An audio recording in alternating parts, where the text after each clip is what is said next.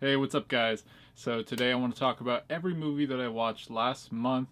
I like to do this as a way to kind of recap and review everything I either didn't get to do a full review on, and just to give you guys kind of a full slate of recommendations. And also, this is the one opportunity you get to see kind of an actual rating that I give films. And this is fun because I can kind of reflect on all the films that I've seen, and there are some that I may have kind of forgotten a lot about, and there are some that I might still have a lot of thoughts about that I'm still continuing to think, every day or here and there. Some that I've kind of grown more fond of over time, and then there's a few that I've probably completely forgotten about. But anyway, let's go ahead and get to this list, you guys. It was a really interesting one. So let's dive right in. Alright, guys. So the first film that I reviewed not reviewed. The first film that I watched this month was a film called Beanpole. If I recall, it is a German film or Danish. I'm gonna go with German. Actually, I think it might be Russian. But anywho, I thought this was a pretty interesting film.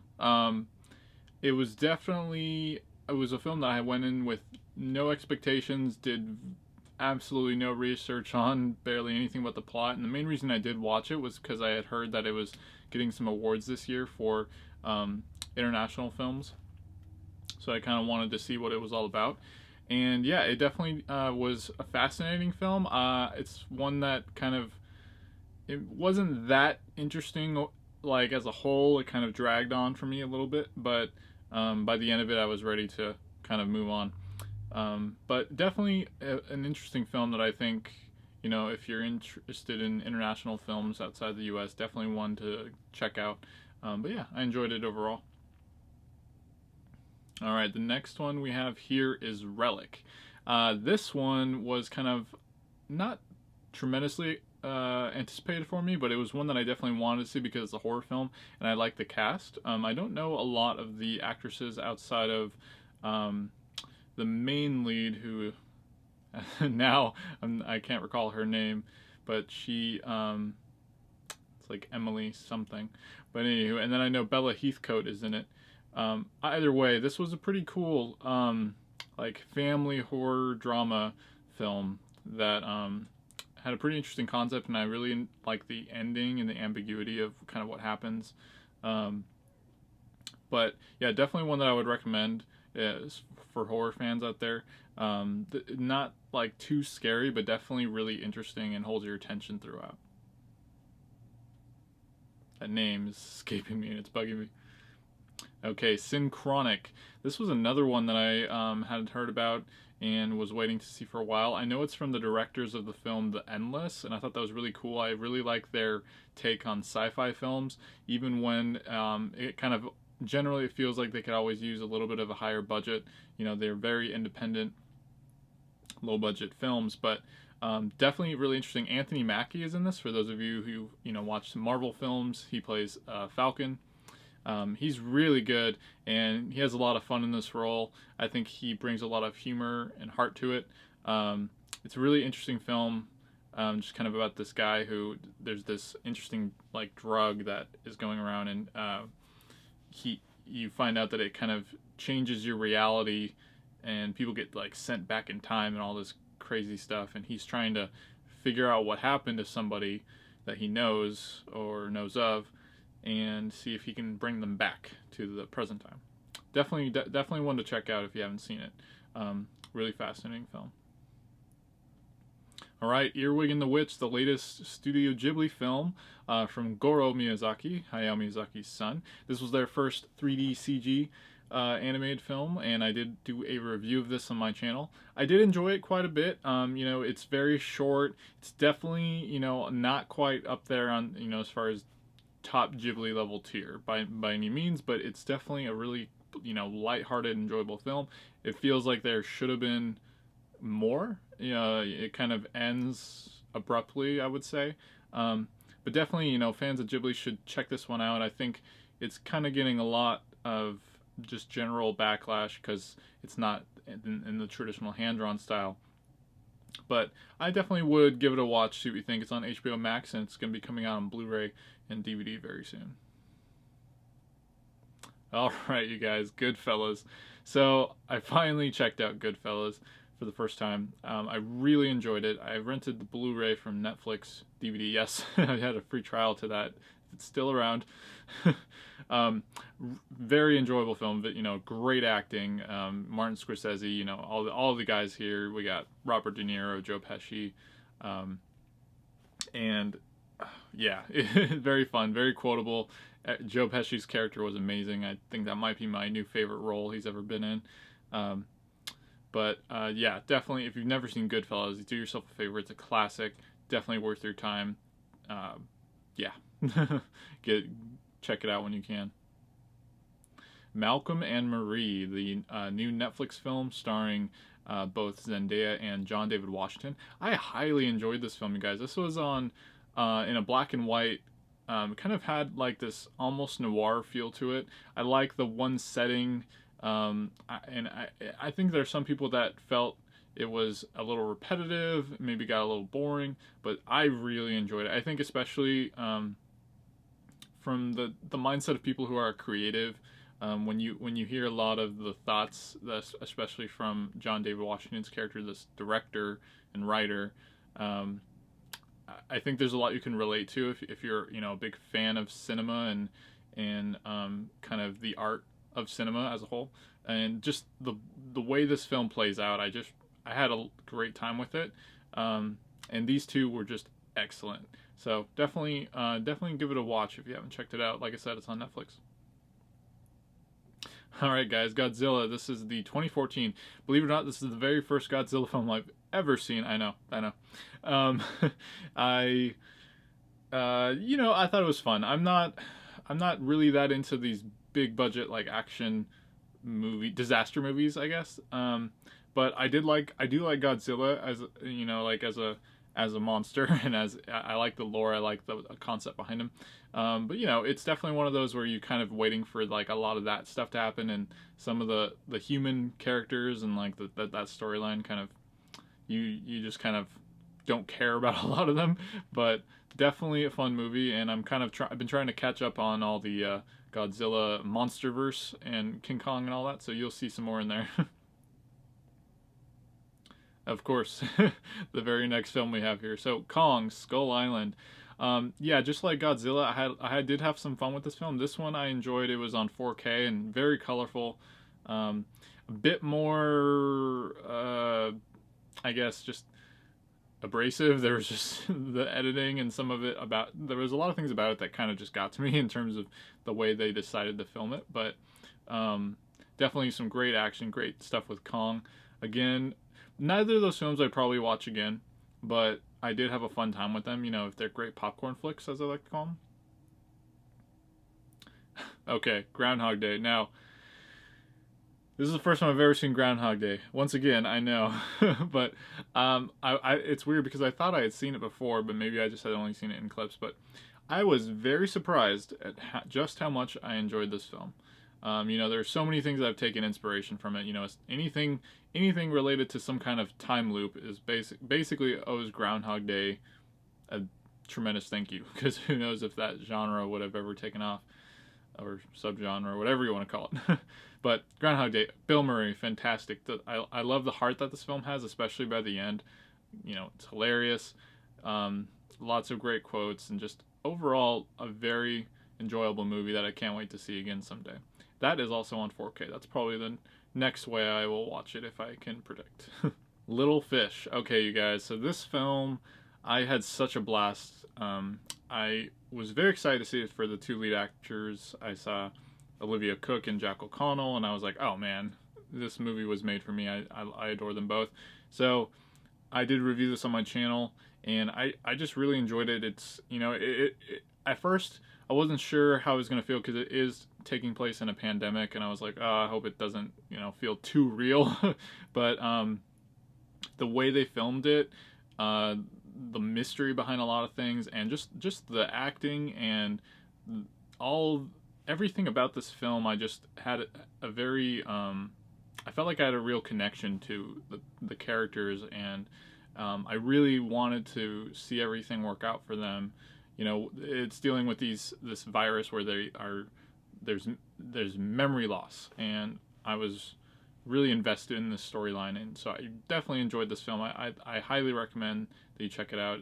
I think right now it's only available to rent on digital platforms, so definitely check out Little Fish. Okay, Palm Springs. So I decided to finally break down and get Hulu and get a trial and try to watch all the Golden Globe nominations that I could that I was interested in. And Palm Springs was one of them. Here we go, another time loop film. Obviously comparisons to Groundhog Day, but no, I thought this was fun. Andy Samberg, he's great in it. I can't remember the lead actress's name off the top of my head right now, but yeah, I enjoyed what they were going for and the twist on it. Yeah, definitely a fun movie that I would recommend checking out if you guys haven't seen it. On the Rocks, another Golden Globe nom. This time we have Bill Murray. We keep going back and forth. Bill Murray, time loop, some kind of thing going on here, you guys. And of course Rashida Jones. So this was a really fun kind of lighthearted comedy that I enjoyed the journey that this film took. It's about a woman who's kind of concerned that her husband might be cheating on her, and she kind of confides in her dad, and her dad is this kind of player who starts to fill all these ideas in her head, and they start trying to basically track him down and see if they can get to the bottom of this and all that. And the way this film did everything was just a lot of fun, and I would highly recommend it. That's on Apple TV Plus, by the way. I think it's well worth a subscription. One Night in Miami. This was my girl Regina King's film, and I really enjoyed it. I liked all the characters. I liked the concept, especially of bringing all these historical figures and putting them in one place, and just seeing kind of what they talk about, what they have to say, the tensions that rise, the things they agree on, whatever. It was just very entertaining. I especially liked Malcolm X's character, or the actor who played Malcolm X, and Muhammad Ali, Sam Cooke, and Jim Brown were all good as well. Everyone who played them, but definitely one to check out. Another award season pick. This one's on Amazon Prime Video. The Map of Tiny Perfect Things. Here's another film I reviewed, another time loop film. I enjoyed this film a lot more than I was expecting to. I think the two lead actors were perfect. They had great chemistry to play off each other. Catherine Newton, I am very impressed by her work lately. I've seen her in this as well as Freaky with Vince Vaughn. I'm blanking out on the... Is it something Allen? the gentleman in this film, blanking out on his Kyle Allen, I think. Yes, but yeah, a very fun film. This was an Amazon Prime Video as well, and yeah, I really enjoyed the twist on this one, especially the concept of tiny perfect things. Little moments that if you don't see them in that very second, they're gone. So definitely an enjoyable film that I would recommend you guys check out. Greenland. So this film, Greenland is kind of one of those films that I guess I'm not ever that into. It's a disaster flick that while the acting was great, Marina Baccarin and Gerard Butler, they were both fantastic. Everyone really in the movie was. I just never I have a hard time getting into these films for whatever reason, but I did enjoy it. I definitely think I would recommend it for sure. I just probably won't ever see it again, but definitely a movie that kind of makes you worried about the future. Hopefully something like this would never happen, a comet coming down to crash and destroy Earth. But yes, that's all I have to say about Greenland. The Next 3 Days, we have a Russell Crowe film here, I want to say from 2010 or so. I'd never seen it before, and I decided to check it out. I thought it was a really interesting thriller. I kind of wasn't sure what to think of it throughout a lot of the film. It likes to play tricks on your mind as far as like whether who you should root for or what's the right thing to do. There's a lot of moral ambiguity that you're trying to figure out for a while. And then once you kind of know, I think by that point it does become a pretty enjoyable film that I did have a good time with. That one is on Netflix, so if you've never seen it, I think it's a good watch. Blazing Saddles, another film that I finally watched for the first time. I did try to watch it a couple years ago, but I guess I just wasn't in the right mood. But I really enjoyed it this time around. You know, it definitely has some dated depictions and some stuff that wouldn't fly. You know, political correctness, things you couldn't get away with in 2021. But you know, the cast was great. You know, I really enjoy Mel Brooks' humor and a number of his films. Definitely a fun movie. You know, if you just need a good laugh, that is on Netflix too.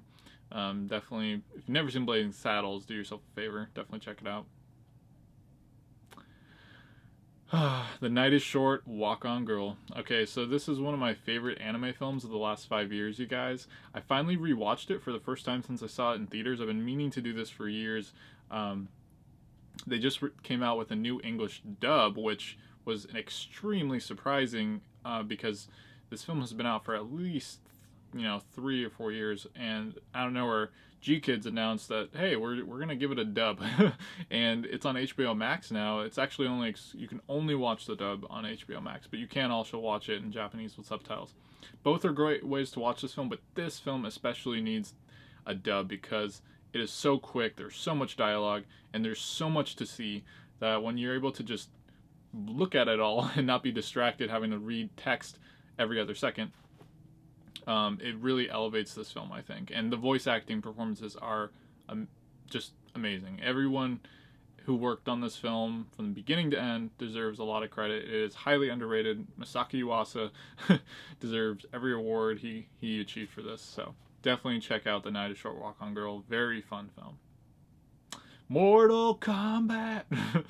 The new trailer for the new Mortal Kombat kind of got me in a certain mood, and I went back and rewatched the first Mortal Kombat film, and it's very silly. It's not the best movie, and I watched it on Philo. I don't know how to pronounce it, but there was ad breaks every like 10-15 minutes. It was brutal trying to get through that. But, I grew up with this film. I used to watch it all the time. So it has some kind of nostalgia there. And I'm very excited about the new film. That trailer, if anything, that trailer was great. Hopefully the rest of the movie does it justice. But, Mortal Kombat. What more can I say? I Care a Lot. This is a film I did a recent review on. It's a Netflix film starring Rosamund Pike and Peter Dinklage.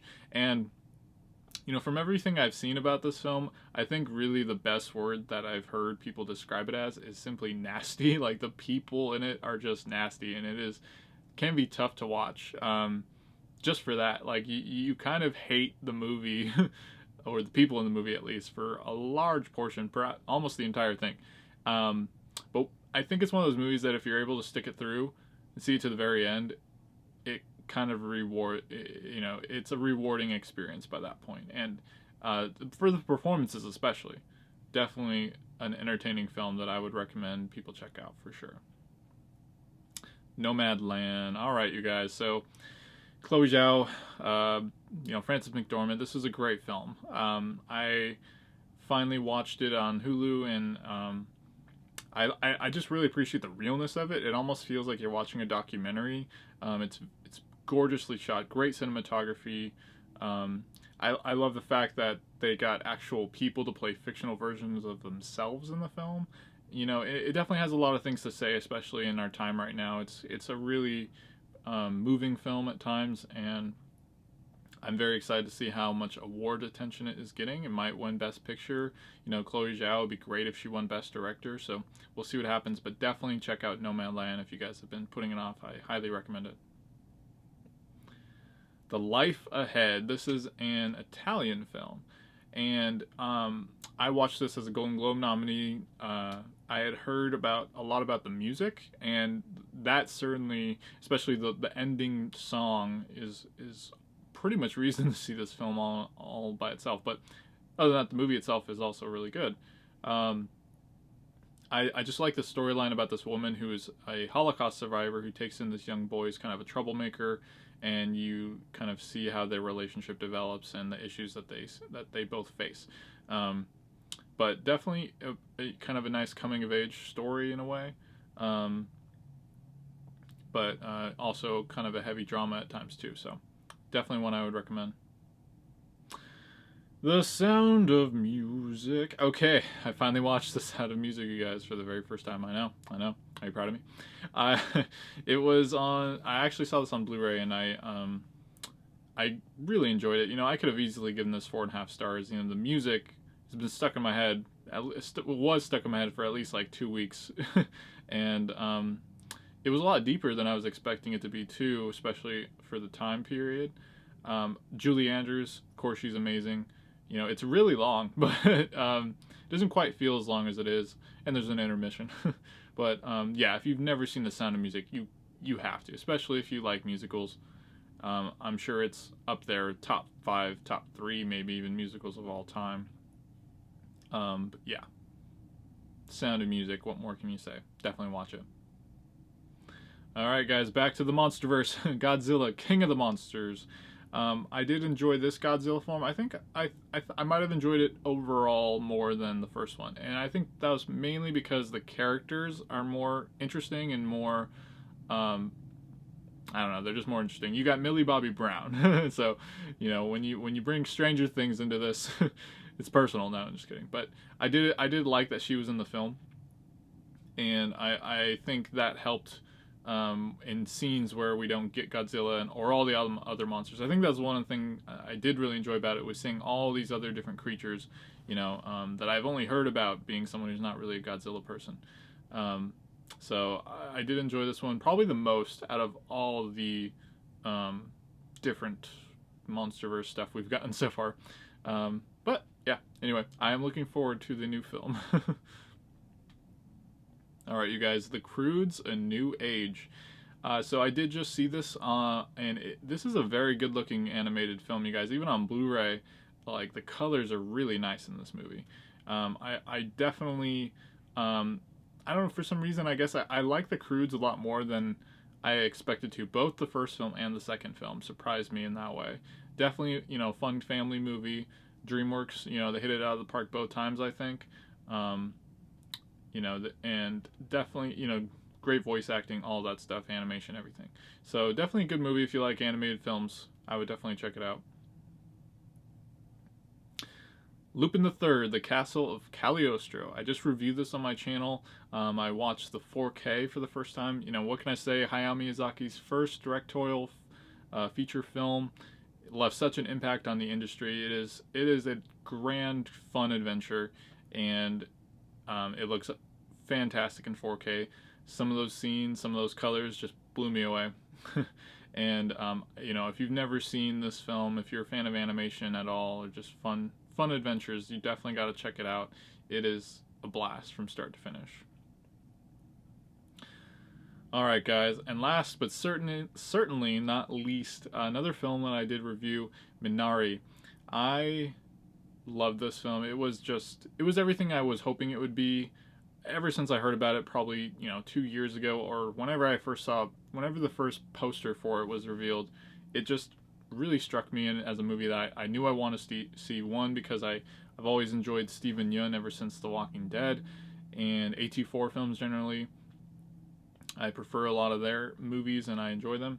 So this movie, yeah, it was exactly what I wanted it to be, and then some. I'm really glad to see all of the love it's getting, and you know, I think it has a shot at winning Best Picture. I think if I had to pick a film right now that is my Best Picture winner, it's Minari. So I'll leave it at that, you guys. That's the last film that I watched in February of 2021. Alright guys, I know that was a long list, but I've had fun talking about all these movies and revisiting them with you. I definitely would love to hear what you watched last month, what you're looking forward to seeing in March, if you have anything you would recommend to me based off this list, all that good stuff. As always, my name is Dylan, and if you love entertainment, subscribe to my channel while this video ends, and send me a thumbs up before you go. Thanks for watching, and stay diligent.